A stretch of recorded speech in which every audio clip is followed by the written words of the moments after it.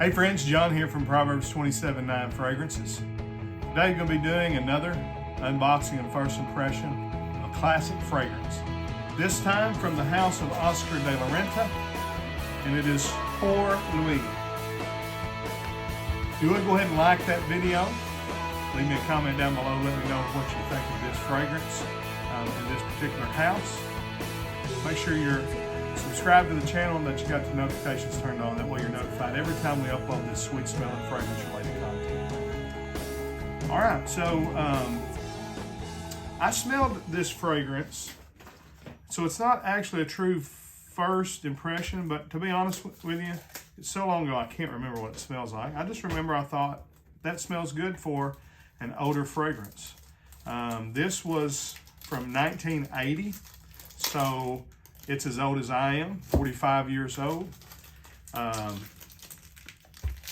I don't really remember anything about it other than thinking, I like that,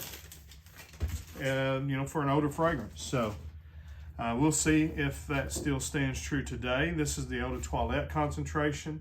There's been some flankers. There's a fresh version. I think there's an Eau de Parfum version, but this is the OG.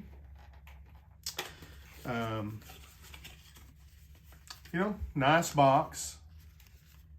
Again, just talking about a designer fragrance here, so we don't really care about the packaging, but I have always liked this bottle. Here's the bottle. It's got a star on top. I guess that maybe is the emblem for the house of Oscar de la Renta. Eau de Toilette, house name there, sticker on the bottom. But I just like the bottle shape. I like the color, kind of a navy with, looks like either dark navy or black lid. I think it's probably a dark navy, midnight blue, gold trim. Looks good. Wow. Cap firmly clicks into place.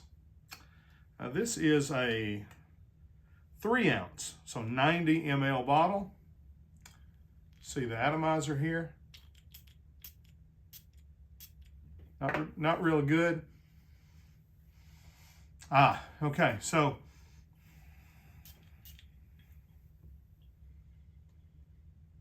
yeah, very reminiscent of a lot of other fragrances that you would have smelled in the 80s, but really, really, really nice. It is soapy. I don't know, I wasn't thinking this was classified as a fougere fragrance, but I would say that it has some maybe fougere qualities to it. A lot of aldehydes, and I like aldehydes. Chanel was famous for using, and still are really kind of, one of the only houses that still use aldehydes in their fragrances. But aldehydes is what they used before Ambroxan became real popular. And aldehydes kind of gives us this fresh, linen, sparkly lift, makes it ethereal and airy. And this does, it smells like a mixture of like your grandfather's aftershave and fresh, clean sheets. You can smell there's some florals mixed in with it. It's really reminded me of a lot of things, and it's kind of reminded me of my grandfather. I was raised by my grandma and grandpa, and along with my dad, we all lived together. I've got a video on my dad and his favorite fragrances, and the reason why I started reviewing fragrances. It was just kind of a way to go back and kind of remember him. This was his picture here. That's my dad. Of course, that's when he was real young. I keep that on my desk. But he loved fragrances. This is one of his fragrance bottles. This is an Avon Wild Country bottle. He was a musician, and he sold fragrances door to door. And so I started doing this to kind of reconnect with his memory. He's been gone since 2011. And this fragrance reminds me of him, but I think more so it reminds me of my grandpa. Notes of, I got the notes pulled up. I don't usually do that on a first impression video, but it'll probably be a while before I do a full review. When you open, you can smell the juniper in this. This has, instead of like a heavy citrus opening, there's some citrus mixed in, but it's more of a fresh green berry type of opening. But there's mixture of herbs and flowers and spices. It's one of those fragrances, like all of them in the 80s, that has just a lot of things in it. Aldehydes: lavender, juniper, basil, galbanum, sage, caraway, anise, bergamot, all listed as top notes. Then you got carnation, patchouli, cinnamon, geranium, cedarwood, vetiver, and cyclamen in the mid. Oat moss, leather, labdanum, sandalwood, and musk. So what I smell when I smell this are the aldehydes. I smell the lavender. I smell the basil, juniper, and bergamot. And then I smell some floral aspect from the carnation. The cinnamon. I don't smell a lot of the vetiver, but there's some dry woodiness. Smells more like the cedar to me. And then there is a green mossy nature to it. It's a little bit musky. The leather is not prominent, but I can tell it's there. It's given kind of a, almost like, comes across like tobacco a little bit. It's just kind of a dry, rough, like the suede side of leather. You can smell that. It's reminding me of things like Carnation Declaration, Cartier Declaration. The carnation note does stick out in it, but not in a bad way, in a very good way. It's reminding me of like Habit Rouge by Guerlain, but without any kind of funk. What I really like, and I think the reason why I was like in a Perfumes for You or one of those fragrance stores that they have at outlet malls when I smelled this. And I think what I liked about it is it had that kind of mixture of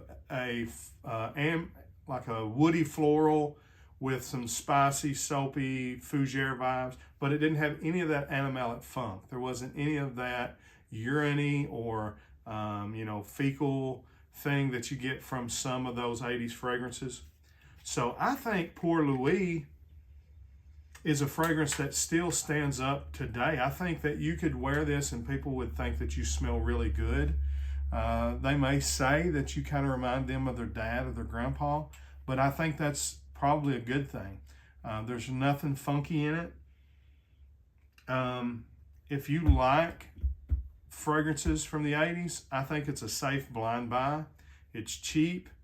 It's, readily and easily available. They're still making it. It stood the test of time for a reason, and that's because it smells really, really good. So I was just going to look and see what it's compared to. Antaeus by Chanel, One Man Show by Bogart, Pour Homme by Van Cleef and Arpels. So yeah, a lot of the real nice masculine fragrances from each one of these houses. This would be Oscar de la Renta's version of that. Paco Rabanne Pour Homme. I don't really get that. There's a fragrance listed here by Giorgio Beverly Hills, VIP Special. I've never smelled that one, but it does kind of remind me of Giorgio for men. So, but I think it may be a little better. This is really, really good. I don't remember my dad wearing this one. I think he had Oscar by Oscar de la Renta. I don't remember him having Pour Louis, but I do think it's definitely something he would have liked. It would probably been too expensive for my grandpa to have owned, but again, it reminds me of something he used to wear, and it may just be like the old classic version of Old Spice or Stetson, one of those two. because that's the main things that he wore back in the day. And they do smell different than the current versions of those two fragrances. So I really like it. It really, really smells good, and I'm going to try to wear it and just see what people think about it. So first impression of Pour Louis from Oscar de la Renta gets a big thumbs up from me. If you like classic fragrances, you'll probably love it. If you don't like classic fragrances, you might still like this one because it's not real funky. If all you like is modern, super sweet fragrances, don't even try it. You won't like it. There's not really any sweetness here. A little bit maybe from the juniper or the bergamot, but not really. It's just more of a spicy, herbally, slightly floral, masculine, woody fragrance. So, all right, make sure you like, subscribe, do all those things. Till we see you down the road, I say God bless. Frag on, frag fam.